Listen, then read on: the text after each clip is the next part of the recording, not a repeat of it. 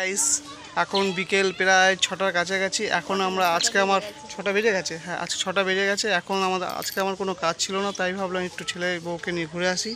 Ready হয়ে গেছে। আর আজকে আমরা কোথায় যাচ্ছি ঘুরতে, চলো দেখবে। কোথায় যাই ওইখানে গিয়ে দেখা হচ্ছে ডাইরেক্ট, কারণ আমি এখন বাইক চালাবো। তাহলে চলো আমাদের সঙ্গে। হ্যাঁ হ্যালো গাইস, আমরা চলে এসেছিলাম চন্দননগর স্ট্যান্ড ঘাটের সন্ধ্যাপাড়ায়। দেখতেই পাচ্ছ কত মনোরম পরিবেশ, কি সুন্দর লাগছে। দেখো শুধু, তোমরা শুধু দেখে যাও কি সুন্দর পরিবেশ, কত সুন্দর লাগছে। আর ছেলে এই যে বউ, আর দেখতেই পাচ্ছ কত সুন্দর। গাইস গঙ্গাটা দেখো আর আকাশটা দেখো, সত্যি এই জায়গাটা আসলে মন ভরে যায়।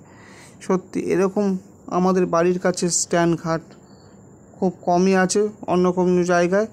এই জায়গাটা আসতে আলাদা একটা পরিবেশই হয়, মানে স্থাপন করে হয়। দেখতেই পাচ্ছ কত সুন্দর পরিবেশ।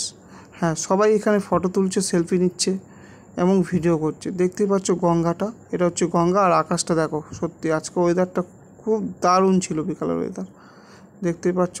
তাহলে দেখতে থাকো। হ্যাঁ, তার মধ্যে কি, তার মধ্যে কালকে অর্থাৎ কালকে একটা ভালো প্রোগ্রাম আছে চন্দননগর রবীন্দ্র ভবনে। তারই সব সাজাচ্ছিল, সেটাই দেখছিলাম। আর দেখো গাইস কত সুন্দর পরিবেশ, দেখেছো? খুব সুন্দর পরিবেশ।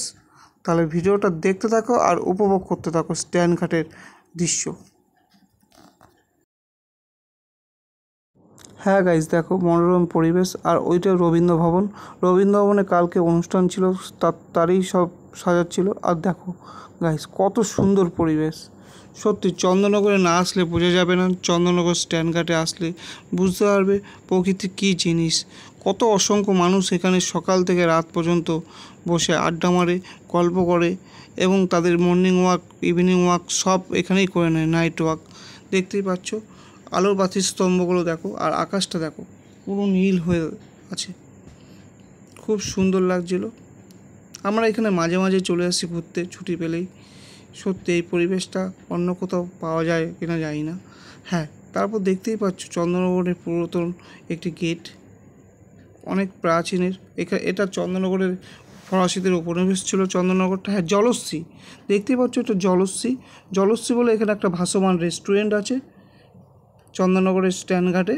ওই যে ভাসমান রেস্টুরেন্টটি, ওখানে ঢুকতে গেলে 50 টাকা করে এন্ট্রি ফি লাগে আর আলাদা চার্জ লাগে। হ্যাঁ, তারপরে দেখতে পাচ্ছ রবীন্দ্র ভবনে কালকে প্রোগ্রাম আছে শ্রদ্ধাঞ্জলি।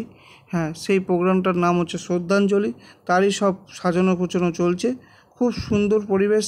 যারা যারা যেতে চাও কালকে চলে যাবে। 29 তারিখ, 28 তারিখ আর 29 তারিখ এই দুদিন প্রোগ্রামটা হবে চন্দননগর রবীন্দ্র ভবনে। দেখতে পাচ্ছ তথা তথ্য সংস্কৃতি কেন্দ্র, হ্যাঁ পশ্চিমবঙ্গ সরকার, তারই